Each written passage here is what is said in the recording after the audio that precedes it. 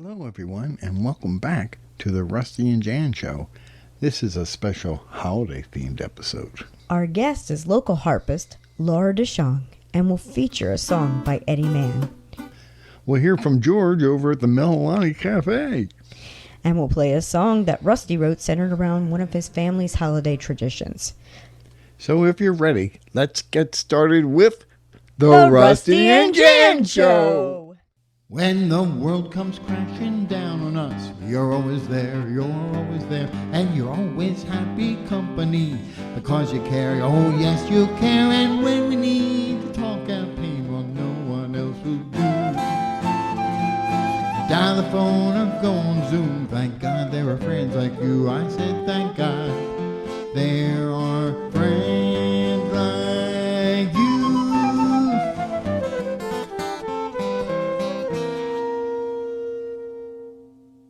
Our monthly Song Spotlight features a song by Eddy Mann, which is based on O Come, Emmanuel.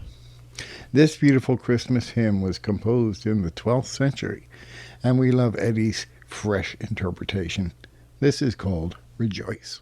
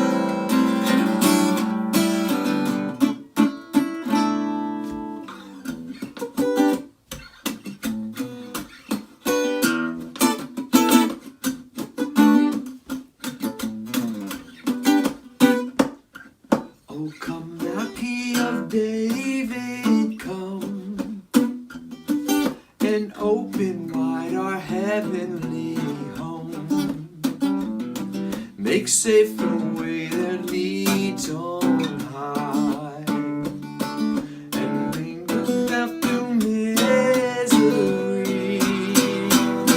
Rejoice, rejoice, Emmanuel shall come to thee, O Israel. Rejoice, rejoice, Emmanuel shall come to thee, O Israel.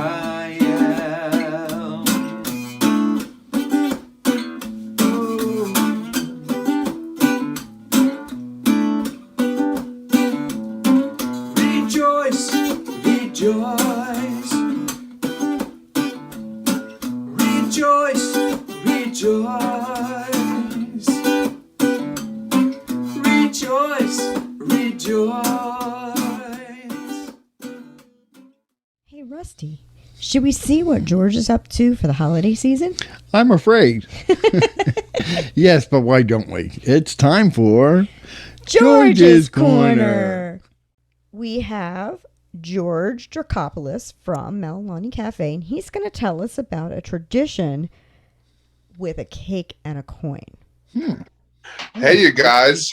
So I want to tell you about a cool tradition that Europeans and Greeks generally do. We do it around New Year's. So what we do for New Year's to bring in the new year, we bake a special kind of cake. It's called verisolopita. And what we do usually is we hide a trinket or a coin while we bake the cake. And when we cut the cake, whoever gets the coin in the cake, it gives them good luck for the whole year. Now, if you're going to do this, I suggest you wrap your coin in tinfoil because I think copper is not great to bake with. So I know that we've replaced some coins with some other little trinkets for that reason, because you can't really bake with copper. But yeah, so it's a cool little tradition that Greek people do. But we also have an Easter tradition that I'll key you guys in later when you guys invite me back to the show. Okay. Does it include a bunny? No, it includes eggs for sure. Oh, okay. Eggs, okay. Oh, all So, right. so are you going to do this up at Melalani Cafe this for New Year? Are you going to bake a little trinket into a piece of cake for us? I think we should make it a Malani open mic tradition that every year we bake a cake and we put a coin in there and we wish the musician with the coin the best luck. Yes. Yay! And it would go really good with the eggnog. Anyway, thank you for joining us today, George. Yes. Thank you, Rusty and Jan. Always fun to see you, buddy. Yeah, you too, man. Love you, George. We had the pleasure of speaking with Laura Dishong, and this is how our interview went. Our musical guest is Laura Dishong, a local harpist, vocalist, and songwriter. Laura has been active in music scene since she was a small child, and she went on to study music education at Susquehanna University. She won the Mid-Atlantic Irish Harp Competition and went on to study harp in Ireland. Laura performs at weddings, parties, and special events. She released a full-length studio album titled Little Green Apples in 2012. We're going to talk more with Laura about her background and also listen to some of her holiday music today. So let's welcome Laura Dishong. Hi, Laura. How are you today? I'm good, thank you. And how are you doing? We're doing great. Just to get started here, it sounds like you had a really interesting musical background. We touched a little on that in our introduction. Can you tell us more? Well, I was always a little different in my family because no one else was really a musician. I started wanting to sing when I was small, like 3 or 4 years old. I was singing in the church choir, and my parents were bowlers, they didn't quite get where I was coming from. So, but they supported me, and my grandfather especially supported me and got me lessons, singing lessons, xylophone. Actually, the marimba was my first instrument. I learned to play the organ, piano. I didn't start the harp till I was out of college. And to get my music education degree, I had to learn every instrument in the orchestra except the harp. But I was singing for a wedding when I was out of college, and there was a harpist, and she let me try out her harp. And I was playing songs within 5 minutes and really smitten with it. And I found a small Celtic harp for sale, and my parents got it for me, and I got my own lessons in Philadelphia. And within a couple of years, I was playing at a local restaurant here in Morristown where I live. And the rest is history. I just played any place I could. I worked at Caesars in Atlantic City for a while as a harpist there. That was a real highlight for me. So it's taken me to some very interesting places, and it's been a wonderful experience. Really? I bet. Oh, boy. Thank God for bowling. Oh, my God. Hey, thank God for supportive parents. Yes, Exactly. Exactly. They I'm a don't horrible understand, bowler. but still support. Yes, Yeah. that's a big deal. Yeah. Well, first we're going to hear a couple of instrumentals. The first is called Wexford Carol. Can you tell us a little bit about that one? Sure. This is a traditional Irish carol, and it is centuries old. They're not sure how old, but they think it might be one of the most ancient carols sung during the holidays. And it's probably the most popular Christmas carol from Ireland. Oh, So wow. it's a really beautiful tune. I studied harp in Ireland for a bit, so I'm very partial to anything Irish. I'm about 30% Irish. So here comes the Wexford Carol.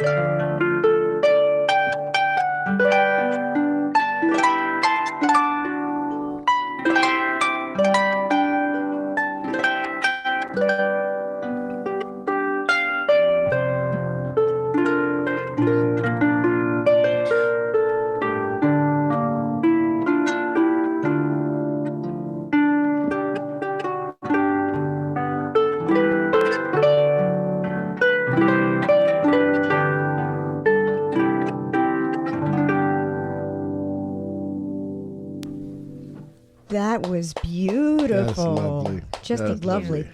And you said that was a traditional Celtic? Yeah, well, traditional Irish, and it's from Wexford. Wexford is in the southeastern part of Ireland. So it's near Waterford. It's not too far from Waterford, if you know.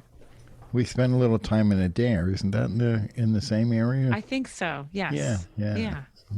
It's a Okay. beautiful place. Well, it seems as though you and I are similar in that we both play classical instruments in a world dominated by guitarists.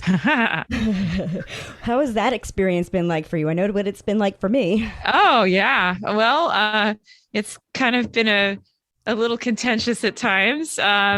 It's. I mean, I love all the guitarists I know. There's some really wonderful people.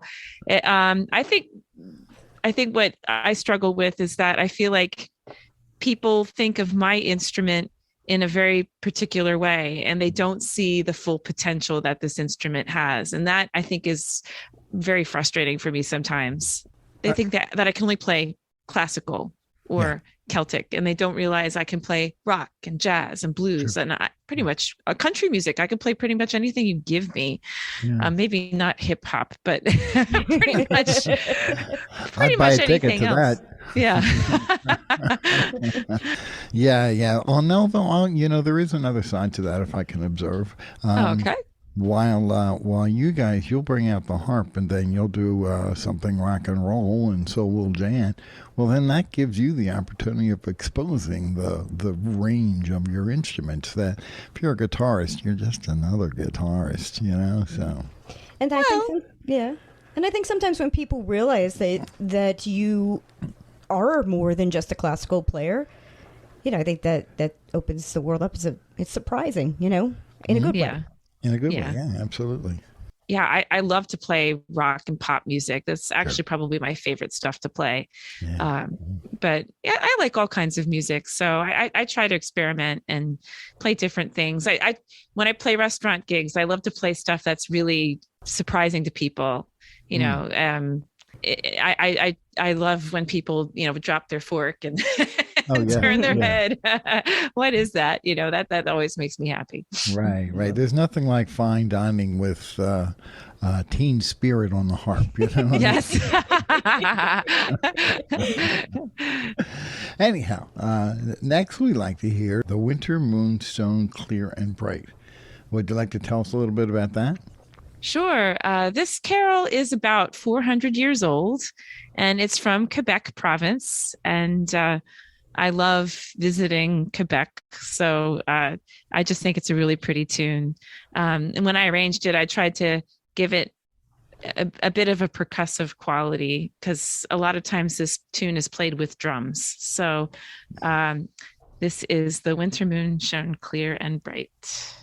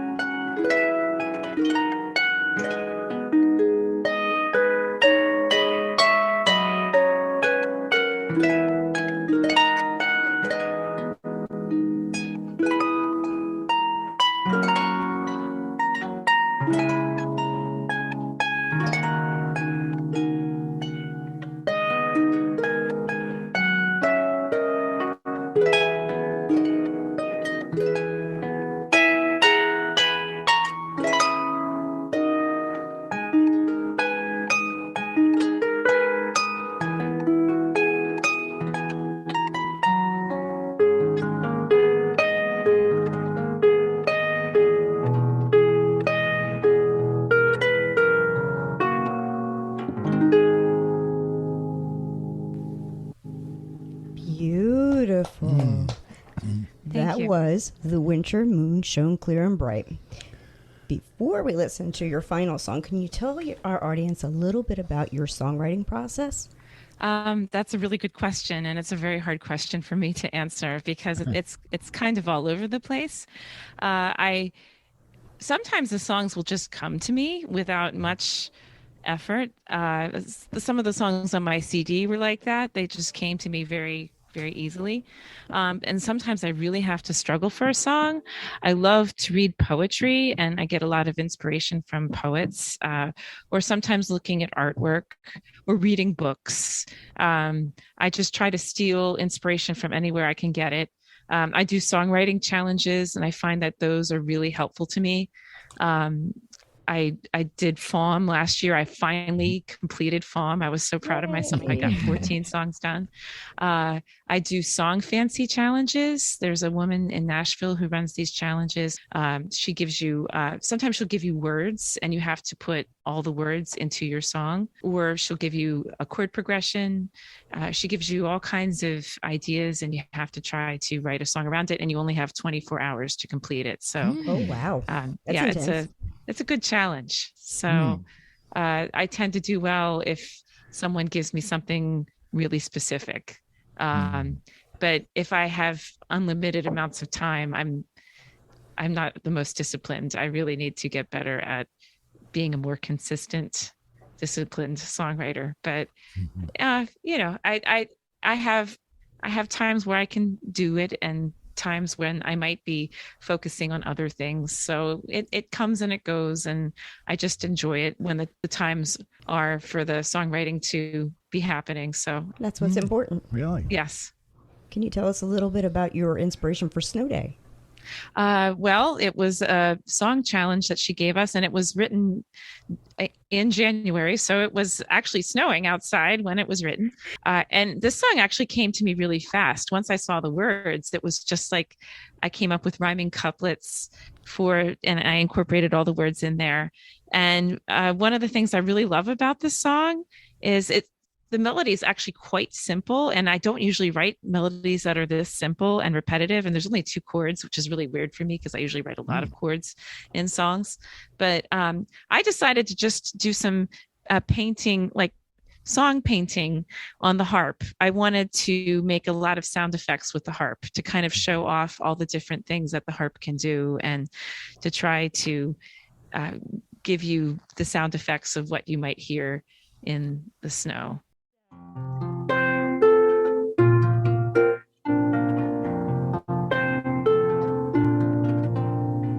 Snow is falling on my nose like glitter bits inside a globe.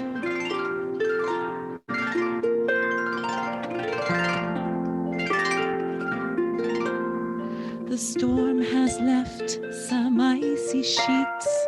I hear the cracks beneath my feet.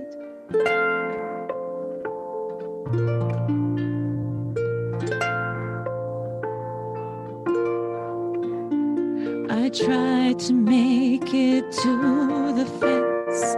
I slip and slide. It makes no sense.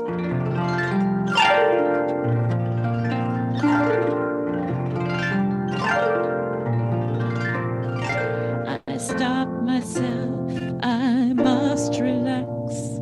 It's time to just retrace my tracks.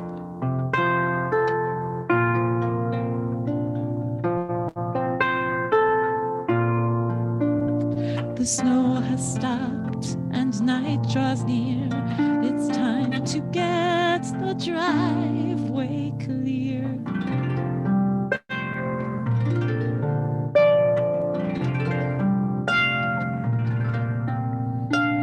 And falling backward into bed, the pillow sinks beneath my head.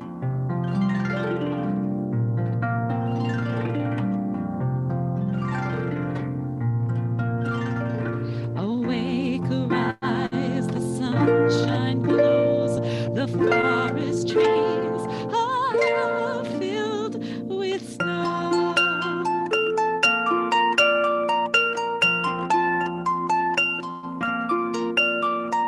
It's time to dress, get on my way, so thankful for that sweet snow day. Snow day, snow day. That was Snow Day by our guest, Laura Dishong. It was our pleasure having you on our show today, Laura. Thank you. Before we let you go, can you tell us how our listeners can hear more from your music? Sure. You can find me. I'm on SoundCloud and Spotify. You can find me on Facebook as well under Laura Dishong. I have an artist page there. And I'm on Instagram at Songs by Dishong as well. Nice. That's great. Oh, and I have a website too. Yes. Well, I hope we get to hear you out in the community, because I think that would be a lovely experience. So thank you you. so much for coming on our show today. Thank you. Absolutely. It was my pleasure. Thank you so much for having me. Oh, yeah. Absolutely. We love this. This was great. Oh, thank you. I thought that was a really interesting interview with Laura. I really did. What about you, Jane? Absolutely. I completely agree. And it was really nice to get to know her a little bit better. That's the way it is whenever we interview these people. We peel away the edges. It's just perfect. Absolutely. So, Next, we like to play a video for a song that I wrote over 35 years ago. It's based around a tradition my family has of making Christmas gifts for each other. We call it the Make It Pollyanna. Not the naked Pollyanna. The Right. Make It Pollyanna. Make it, yes. Keep it straight. I wrote this for my brother because he and his wife had just had their first baby. This is called Daddy's First Christmas.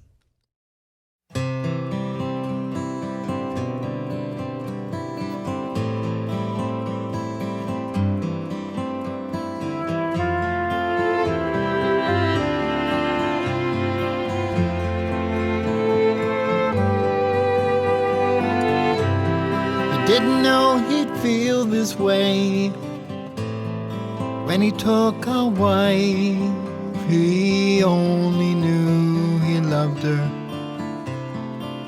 and would for all his life. But now his life is different. Everything has changed. Now God has brought the baby. His life's rearranged. It'll never be the same.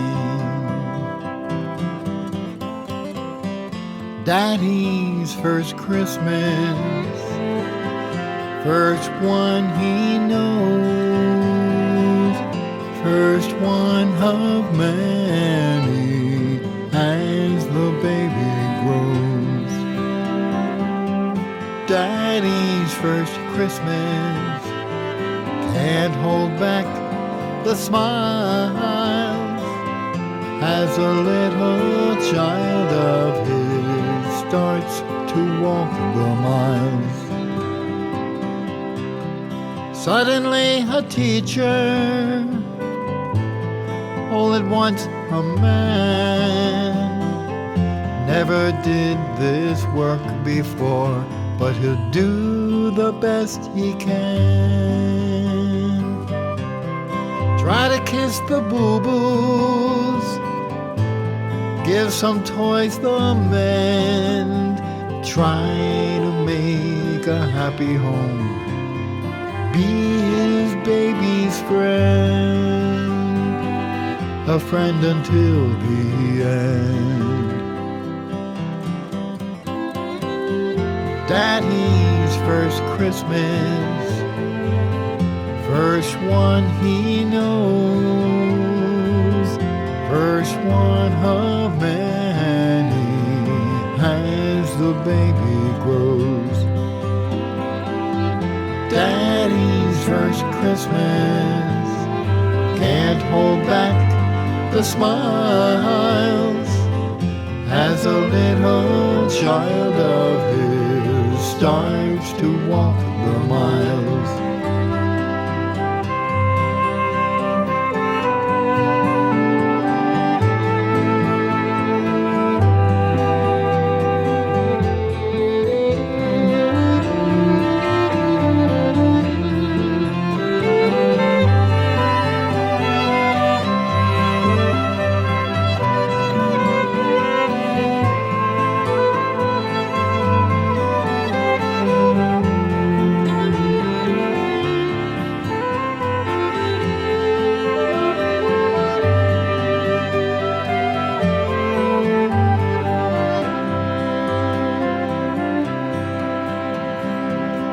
Now Joseph was a common man so many years ago. He never sought the spotlight, never stole a show, never tried to see the world or travel very far. His life took on new meaning underneath a star. Daddy, there you are. Daddy's first Christmas, first one he knows, first one of many as the baby grows. Daddy's first Christmas can't hold back the smiles as a little child of his starts to walk the mile.